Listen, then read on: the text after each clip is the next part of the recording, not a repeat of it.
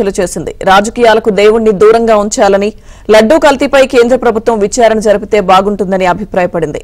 కల్తీ నెయ్యిని లడ్డూ తయారీకి ఉపయోగించినట్లు అసలు ఎలా తెలిసిందని, టెస్టుల కోసం ల్యాబ్ కు ఎప్పుడు పంపించారని సుప్రీం ప్రశ్నించింది.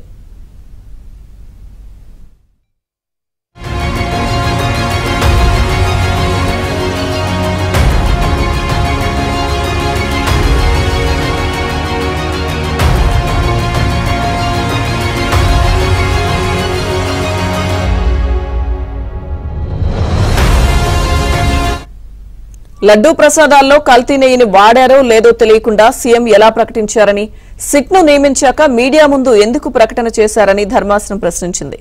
ప్రస్తుత పరిస్థితిలో సిట్ సరిగా విచారణ జరపగలదా అంటూ సుప్రీం సందేహం వ్యక్తం చేసింది.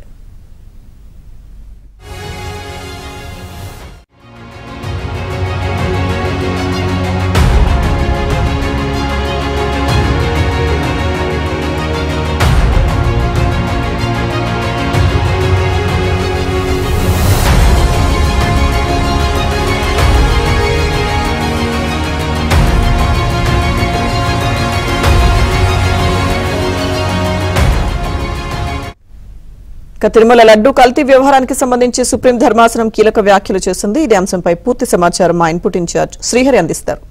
శ్రీహరి.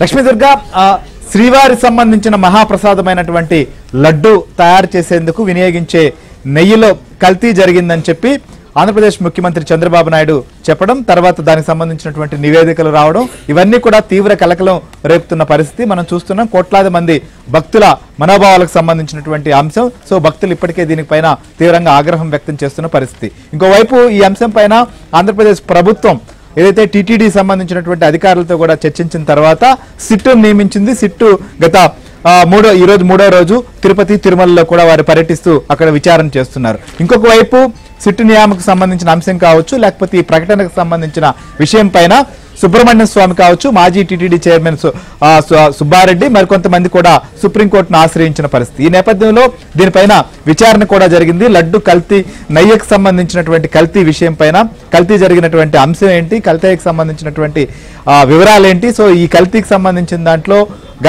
వాడిన దాన్ని ఏ మేర వినియోగించారనే దానిపైన ఉన్నటువంటి ఆధారాలేంటి, లేదా ప్రస్తుతం సిట్ సంబంధించిన విషయం పైన ఏ రకంగా విచారించబోతోంది. సో చాలా మంది, అంటే మనం చూసాం ఈ అంశం తెరపైకి వచ్చిన తర్వాత భక్తుల్లో, హైందవ సంఘాల్లో కూడా చాలా ఆందోళనకు రేకెత్తించిన అంశం. చాలా చోట్ల కూడా దీనిపైన ఆందోళనలు, నిరసనలు దేశవ్యాప్తంగా కూడా వ్యక్తమైనాయి.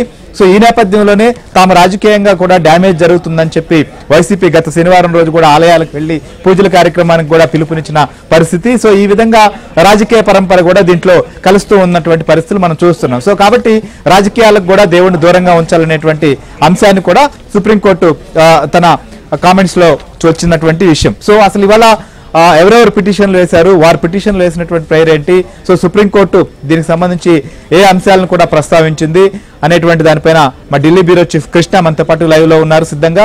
అలానే తిరుమలలో ప్రస్తుతం సిట్ విచారణ కొనసాగుతోంది, మూడో రోజు కూడా. అక్కడ జరుగుతున్నటువంటి పరిణామాలపైన జితేంద్ర కూడా మనతో పాటు లైవ్ లో సిద్ధంగా ఉన్నారు. ఎస్ కృష్ణ, చెప్పండి.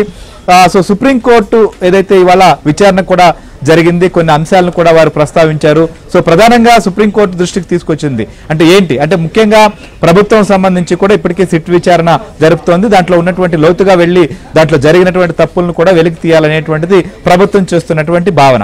సో అయితే ఇప్పుడు సుబ్రహ్మణ్య స్వామి కావచ్చు, సుబ్బారెడ్డికి ఉన్నటువంటి వారికి ఉన్నటువంటి అభ్యంతరాలంటే దీని నేపథ్యంలో జరిగినటువంటి విచారణ ఏంటి ఇప్పటి వరకు?